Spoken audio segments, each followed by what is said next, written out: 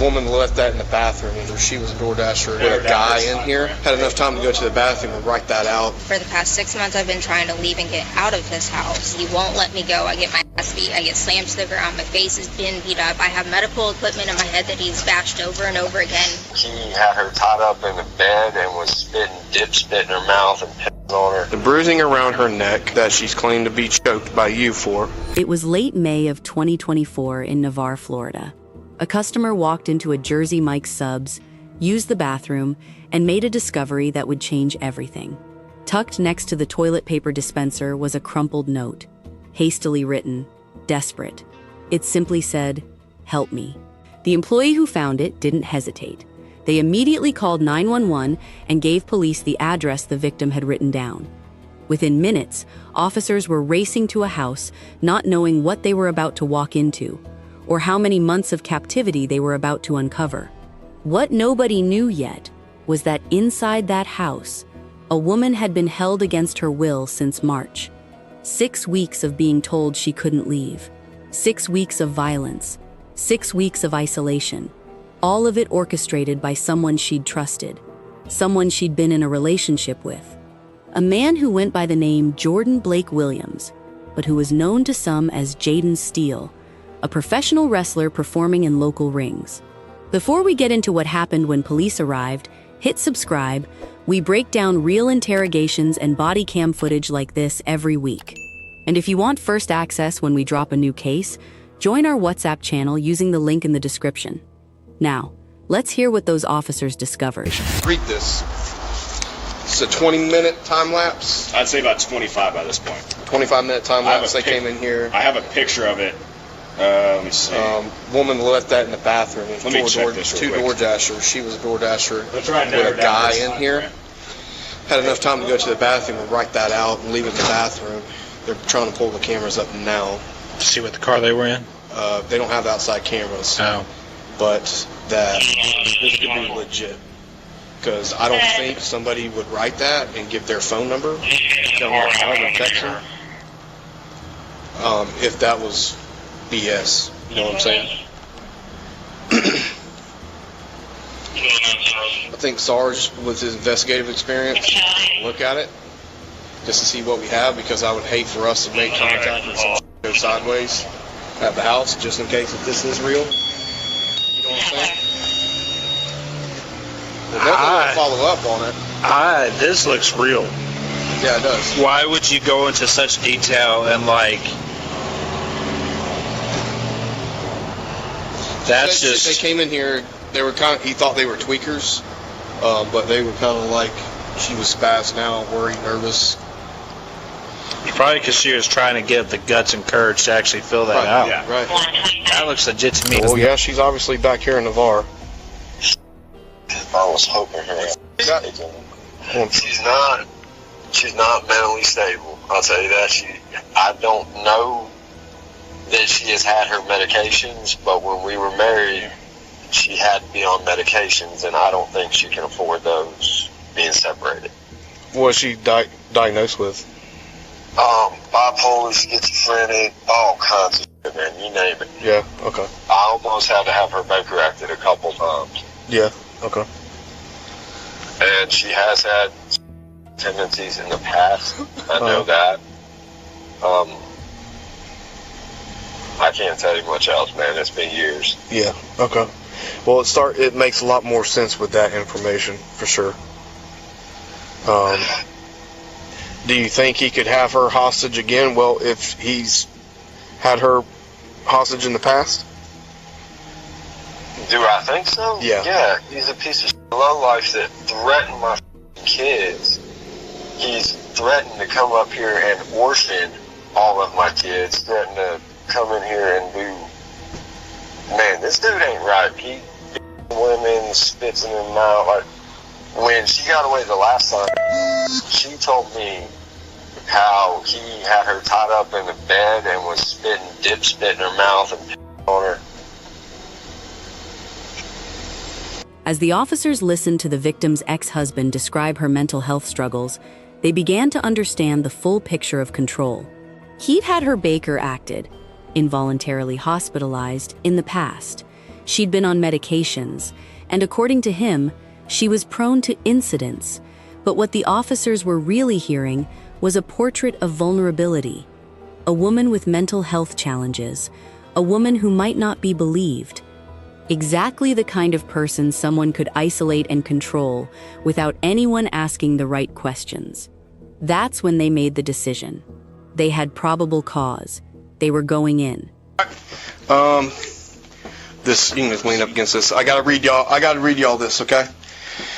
In the Circuit Court of the First Judicial Circuit of Florida and Santa Rosa County, search warrant in the name of the state of Florida to the Sheriff of Santa Rosa County, Florida, and his lawful deputies. Whereas an affidavit has been made this date before this undersigned.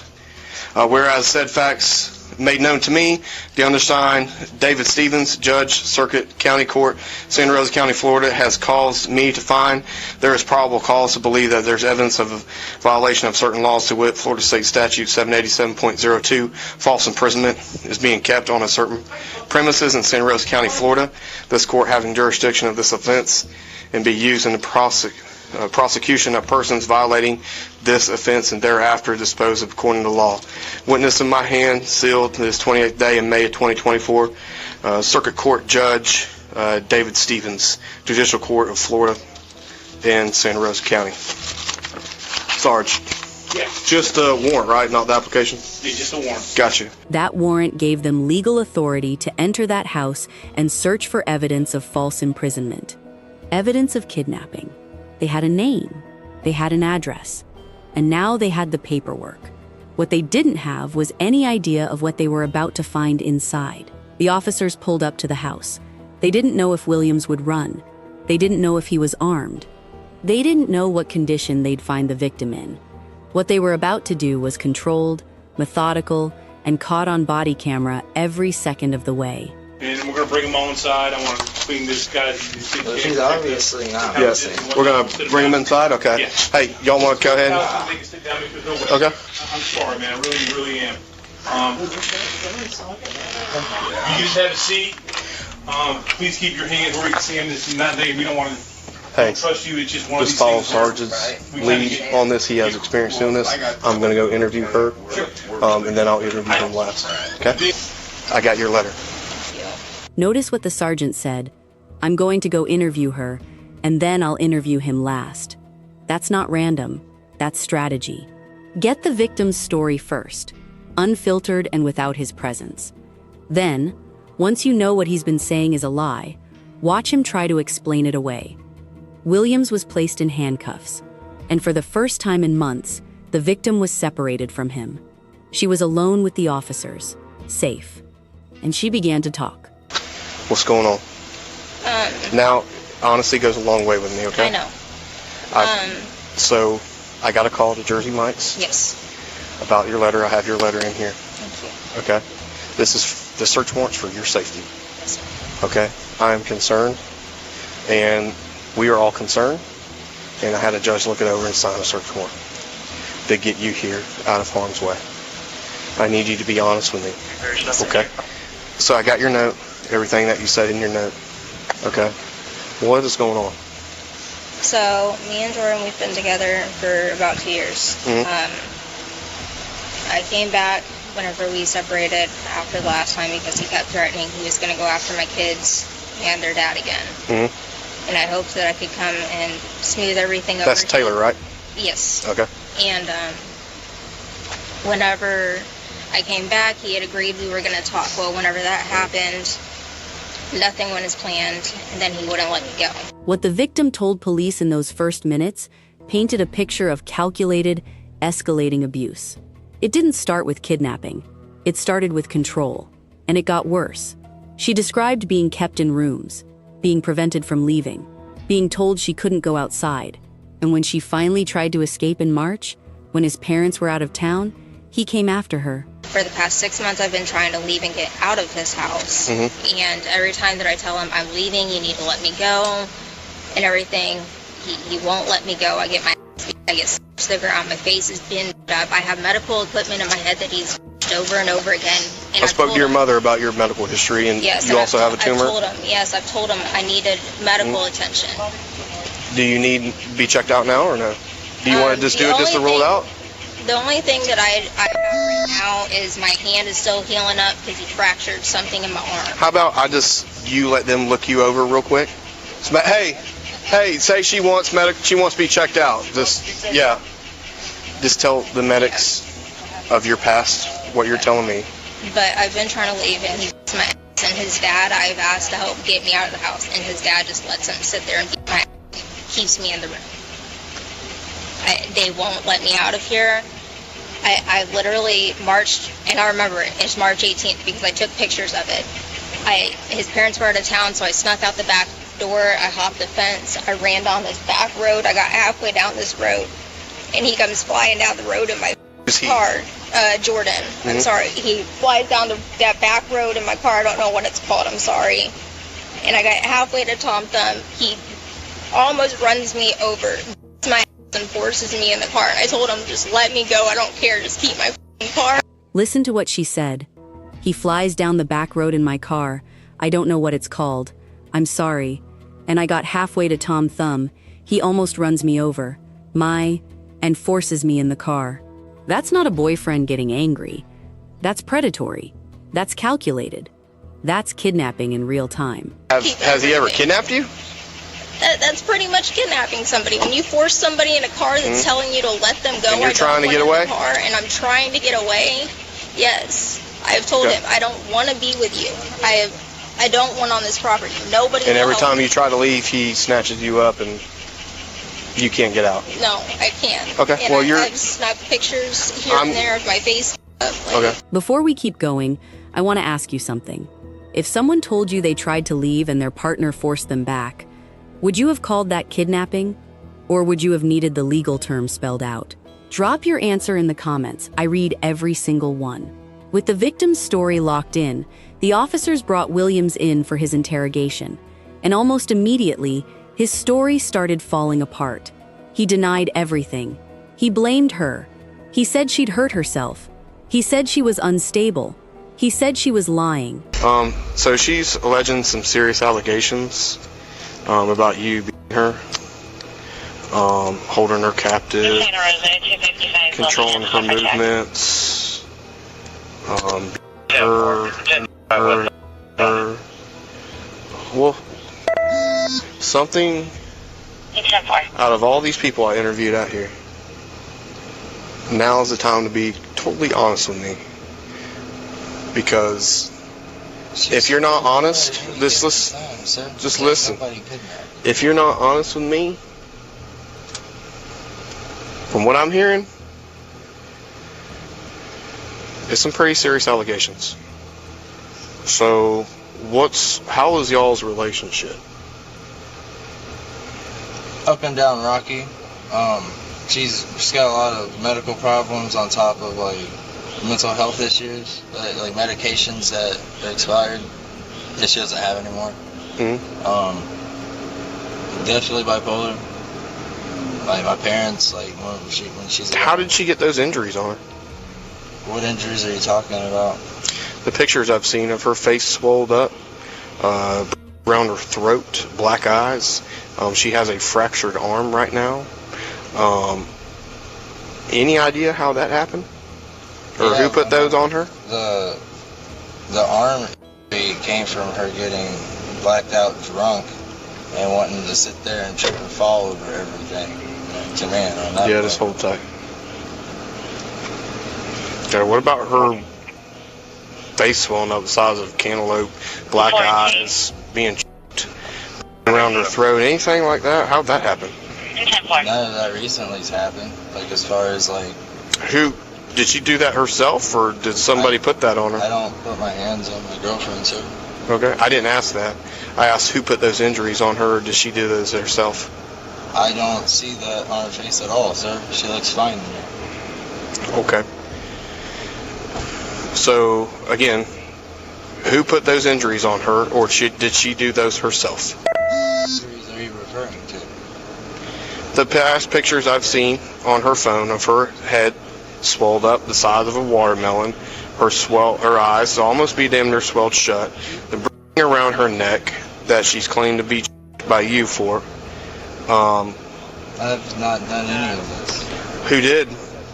Like, I don't lay hands on. Okay, who did? Well, that would be a good question to understand, because So you have no idea who put those injuries on her? Not with me. So you didn't do it? Okay. The detective wasn't buying it, and neither would anyone else who heard what came next. Williams tried to rewrite the narrative. He said she'd scratched herself. She'd hit herself. She was prone to stupid stuff. He was uncomfortable talking about her personal issues. He didn't want to air their relationship problems. But these weren't relationship problems. These were crimes. If somebody put those injuries on my girlfriend or my wife, don't you think that I would know who did that? Or they would tell me that? I understand what you're saying. Just hand around the 255. I did not put hands on my girlfriend, sir. Okay. Did she put those injuries on her? Herself? Yeah. Not to my knowledge, but... Not to your knowledge. No, sir. So somebody did that to her, and you have no clue. The only thing that I can account that she can put a damage on herself for is if she gets knocked out drunk. She can't stand. Your name Jordan? I'm not playing with you. Jordan? Yes, sir. I feel like you're not being honest with me, bro. I know, I get that. I've been doing this job a long time. No, I get where Look at me. Look at me. I'm not buying it. Several reports should be westbound, break 41, 1026. Is that where you want to go with? I didn't know it, sir. Who did? 125 en route to an office. No, she's on herself falling over. Oh, she on herself? Okay. I feel so uncomfortable talking about like her personal issues in our relationship, like with serious allegations threatened by her, like with her like sitting there scratching herself, clawing herself, doing stupid stuff like that. You know, like I said, it's been rocky. Well, you're being arrested. Okay. For kidnapping, false imprisonment, aggravated assault, with a weapon, battery strangulation, felony battery, and some others, okay? How is she kidnapped? False imprisonment. She's free to go like any given time. Like I said, big dog, I gotta take everybody's statement. You have witnesses in the house that can provide that. They did. Yeah, so there you go. That's proof. You have no idea what they said. What do you mean? Hold tight. Kidnapping, false imprisonment, aggravated assault with a deadly weapon, battery by strangulation, felony battery, misdemeanor battery by touch or strike. That's not a relationship. That's a criminal enterprise. Jordan Blake Williams was taken to jail that night. He entered a plea of not guilty to every charge, despite the victim's detailed account, despite the ex-husband's acknowledgement of his violent history, and despite the fact that multiple witnesses inside that house had confirmed everything. But here's what matters, because of one note. Because of one employee who took it seriously. Because of officers who knew how to recognize control when they saw it. A woman who'd been held captive for months was finally free. The professional wrestler who performed as Jaden Steele in local rings had spent months keeping a woman prisoner in plain sight. Her family didn't know, her friends didn't know. His own father was right there in the house, and according to her, just let it happen. That's the terrifying part of cases like this. Kidnapping doesn't always look like you think it will. It's not always a stranger in a dark alley. Sometimes it's someone you know, someone you trusted, someone who gradually tightens the noose until you're trapped. If this case hits you the way it hits us, hit subscribe. We cover real interrogations and true crime cases like this every single week. And join our WhatsApp channel using the link in the description for exclusive updates and first access to new videos. If you have thoughts on this case, tell us in the comments below. We read every single one. My name is Olivia, and this is Crime Continent.